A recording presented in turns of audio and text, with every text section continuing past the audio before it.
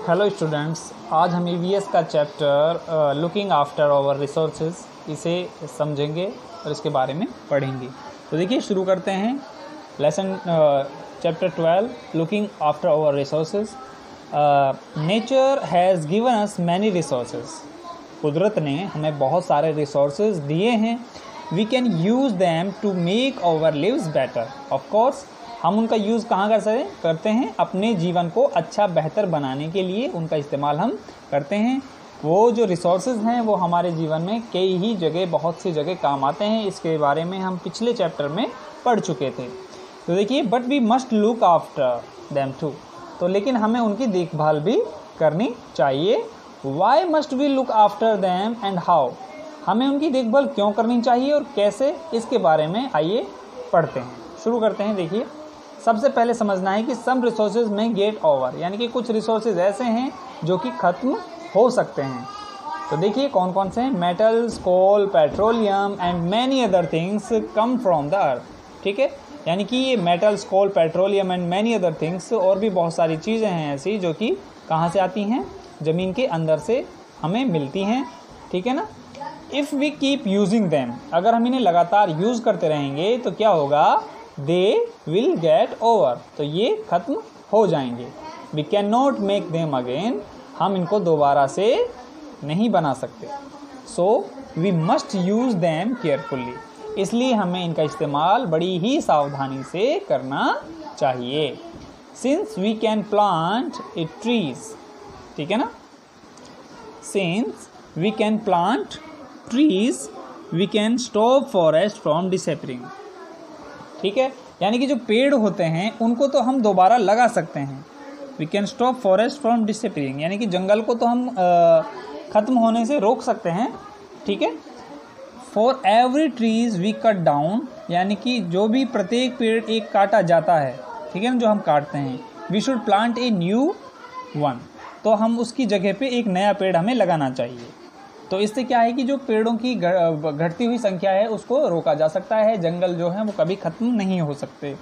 लेकिन फिर भी एक कंडीशन होती है कि but it makes a long time for trees to grow, यानी कि एक पेड़ को बनने में भी काफ़ी समय लग जाता है, उसे बढ़ने में। जैसे इंसान ग्रो करता है, एक मनुष्य ग्रो करता है, धीरे धीरे वो बड़ा होता है, इसी तरीके से बेटा पेड़ भी बड़े होते हैं।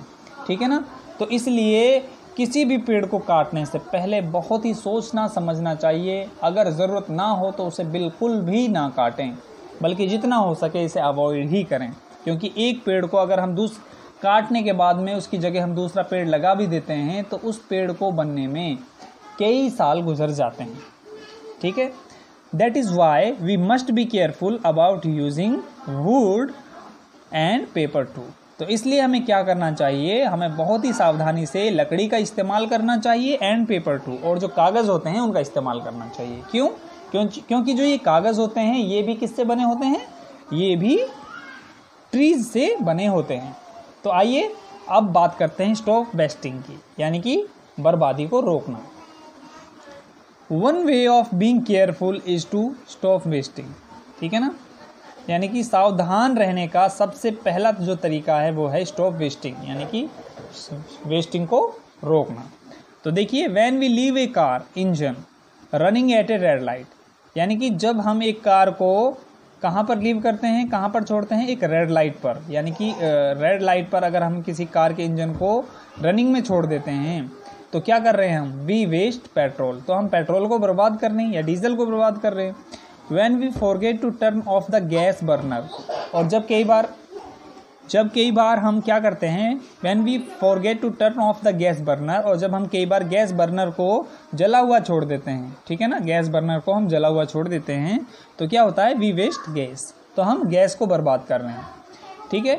When we forget to switch off a light or a fan, जब हम किसी एक लाइट के स्विच को या फिर एक फ़ैन के स्विच को ऑफ करना भूल जाते हैं, ठीक है ना। घरों में लाइट होती है, सबके फ़ैन चलते हैं, ठीक है। लेकिन कई बार क्या होता है कि जिस कमरे में मान लो हम कोई बैठा भी नहीं है और उस कमरे की लाइट भी ऑन है, उसके फ़ैन भी ऑन है, तो वो क्या हो रही है? वेस्ट हो रही है ना, उसे हम यूज़ नहीं कर रहे।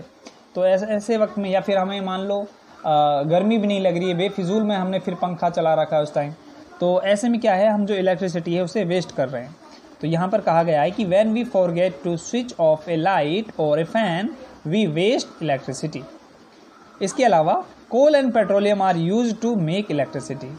ठीक है, यानी कि जो कोल होता है एंड पेट्रोलियम होता है वो कहाँ इस्तेमाल होता है, are use to make electricity, यानी कि इलेक्ट्रिसिटी को बनाने में वो इनका इस्तेमाल किया जाता है। तो अगर हम इलेक्ट्रिसिटी को बर्बाद कर रहे हैं तो इसका मतलब ये है कि हम कोल एंड पेट्रोलियम को, यानी कि जो नेचुरल रिसोर्सेज हैं उनको बर्बाद कर रहे हैं। तो इसीलिए कहा गया है कि wasting electricity means wasting these resources.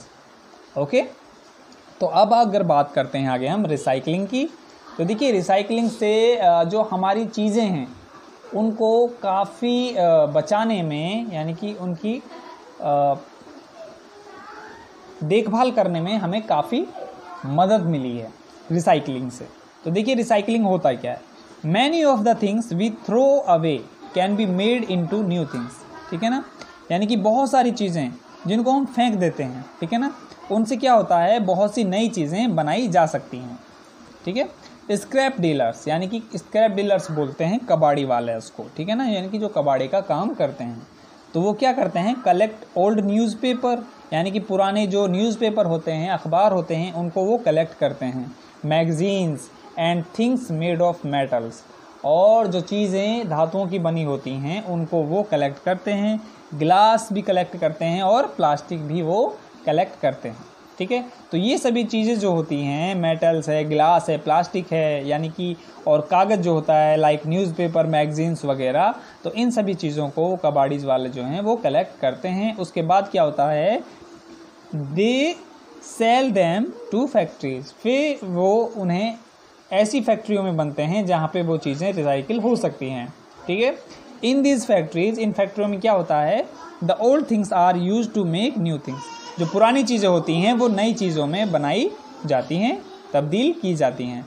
For example things made of iron are melted down. ठीक है ना, यानी कि कोई भी चीज़ें हैं, आयरन की बनी हुई कोई चीज़ है मान लो, ठीक है, उसे पिघलाया जाता है। The molten iron is then use to make new nails, rods and so on. ठीक है, यानी कि जो पिघला हुआ आयरन है, लोहा है, वो फिर कहाँ इस्तेमाल किया जाता है उसके बाद में, पिघलाने के बाद में। अब पिघले हुए आयरन से आप कुछ भी बना सकते हैं, लाइक नई जो कीलें होती हैं, लोहे की रॉड्स होती हैं, एंड सो ऑन, और भी बहुत सारी चीज़ें होती हैं। ठीक है, जैसे कि टिन वगैरह हुई, ठीक है, या फिर लोहे की जैसे कड़ी वगैरह होती है, बहुत सारी चीज़ें, बेल वगैरह, ठीक है ना, जंजीर वगैरह, वो सारी चीज़ें इनसे, लोहे की चीज़ों से फिर हम बना सकते हैं पिघले हुए आयरन से। यानी कि पिघली हुई चीज़ को हम किसी भी शेप, कोई भी शेप हम दे सकते हैं। तो देखिए, this way of turning old things into something useful, यानी कि पुरानी चीज़ों को कुछ लाभदायक चीज़ों में हमें उनको बदल देना, तब टर्न कर देना, इज कॉल्ड रिसाइकलिंग। ठीक है, रिसाइकलिंग की देखिए डेफिनेशन दोबारा से, turning old things into something useful is called recycling. तो देखिए, recycling saves resources like metals, recycling paper saves trees, यानी कि रिसाइकलिंग से जो मेटल्स वगैरह है, ठीक है, उसे एक बार इस्तेमाल करने के बाद हम दोबारा भी इस्तेमाल कर सकते हैं। जैसे कि हमारी वेस्ट हो गई कोई चीज़, उसे हम फेंक देते हैं तो उसे हम रिसाइकिल कर सकते हैं दोबारा से। इसके अलावा जो पेपर है, ठीक है ना, अगर हम पेपर को रिसाइकिल करते हैं तो उससे बहुत से जो पेड़ वगैरह हैं उन्हें काटने से बचाया जा सकता है। अगर हम पेपर को या कागज़ को वैसे ही बर्बाद कर देंगे तो उससे क्या होगा कि हमें फिर और पेड़ काटने पड़ेंगे, उन और पेड़ों से फिर हमें जो है नए कागज़ बनाने पड़ेंगे। ठीक है, तो इसलिए बेटा जितना ज़्यादा हो सके आप कागज़ों को इधर उधर फेंकने के बजाय इकट्ठा करें। अगर आपके वो काम के नहीं रहे फिर आप उनको किसी स्क्रैप डीलर्स के पास में बेच दें। इसके बाद देखिए, यूजिंग अदर रिसोर्सेज, यानी कि दूसरे रिसोर्सेज, जैसे कि वी कैन यूज़ सनलाइट, हम जो सूरज की रोशनी है उसे भी हम इस्तेमाल करते हैं रिसोर्सेज के तौर पे। Wind and water to do many of the things for which we use coal and petroleum. ठीक, कहने का मतलब ये है कि हम ऐसी जगहों पर जहाँ पे हमें कोल एंड पेट्रोलियम का इस्तेमाल करना चाहिए, वहाँ पर हम सनलाइट, वाइंड एंड वाटर का इस्तेमाल कर सकते हैं। It makes sense to do this because sunlight, wind and water will not get over while coal and petroleum will. यानी कि ये जो चीज़ें हैं सनलाइट, वाइंड एंड वाटर, ये कभी ख़त्म नहीं हो सकती, जबकि कोल एंड पेट्रोलियम जो है वो ख़त्म हो जाएंगे। तो देखिए बेटा, sunlight can be use to heat water and cook, यानी कि जो सूरज की जो रोशनी है उसका इस्तेमाल कहाँ किया जा सकता है? उसका इस्तेमाल हम कर सकते हैं किसी पानी को गर्म करने के लिए एंड कुक, और खाना बनाने के लिए। Heaters that use sunlight to heat water are called solar heater. ठीक है, यानी कि वो हीटर्स जो सनलाइट के थ्रू जिनसे पानी गर्म किया जाता है उनको क्या कहा जाता है? उनको कहा जाता है सोलर हीटर्स। और सोलर मीन्स होता है something to do with the sun, यानी कि सोलर का मतलब ये है कि कोई ऐसी चीज़ जो कि सूरज की मदद से, सूरज की जो रोशनी है उनकी मदद से की जाए। ठीक है, solar cookers help us use sunlight to cook, यानी कि जो सोलर कुकर होते हैं उनका इस्तेमाल किया जाता है, ठीक है ना, खाना पकाने के लिए। तो देखिए, sunlight can also be use to make electricity. Sunlight का इस्तेमाल हम इलेक्ट्रिसिटी बनाने में भी करते हैं। So can the power of the wind and flowing water. Power of wind and flowing water का भी इस्तेमाल हम जो इलेक्ट्रिसिटी है उसे बनाने के लिए करते हैं। देखिए, sunlight can also be use to make electricity. इसकी अगर हम बात करें तो देखा आप लोगों ने देखा होगा घरों की छतों पे कई जगह पे वो सोलर प्लेट्स लगी होती हैं, ठीक है, ब्लैक कलर की बॉक्सेस टाइप के उनमें बने होते हैं, ठीक है ना। उनका काम क्या होता है कि वो जो सनलाइट होती है, सनलाइट से एनर्जी लेती हैं, ठीक है ना, सूरज की रोशनी से वो एनर्जी लेती हैं और उसके बाद में इलेक्ट्रिसिटी प्रोड्यूस करती हैं। ठीक है, तो देखिए, इन द ओल्डन डेज, पुराने दिनों में क्या होता था, their power was use to turn wheels to grind grains. यहाँ पर बात करते हैं हम इनकी वाइंड एंड फ्लोइंग वाटर्स की। सो can the power of the wind and the flowing water, इनकी हम बात करते हैं यहाँ पर। इन द ओल्डन डेज, पुराने दिनों में क्या होता था, their power was use to turn wheels to grind grains, यानी कि अनाज को पीसने में हम इनका इस्तेमाल करते थे वाइंड एंड फ्लोइंग वाटर्स का। और इसके अलावा पंप वाटर, ठीक है ना, पानी के पंप को चलाने में भी, एंड सो ऑन, और भी बहुत सारी चीज़ें थी ऐसी जहाँ पे हम इनका इस्तेमाल करते थे वाइंड का और फ्लोइंग वाटर्स का। तो देखिए, now we use their power to run generators to make electricity. तो अब हम इनका इस्तेमाल करते हैं जनरेटर चलाने के लिए, ताकि उनसे इलेक्ट्रिसिटी बनाई जा सके। जैसा कि आप यहाँ पर देख सकते हैं, ये एक डैम बनाया हुआ है, इसके पीछे जो है पानी है, ठीक है ना, पानी है और यहाँ पर डैम बनाया हुआ। अब ये पानी का जो फ्लो है, यहाँ पर से इसे खोल दिया जाता है, ठीक है। अब पानी के फ्लो से क्या होता है कि जो ये यहाँ के डैम से अटैच होकर पंप लगे होते हैं, ठीक है, वो पंप के साथ में इनके बड़ी बड़ी पंखे होते हैं, ठीक है ना।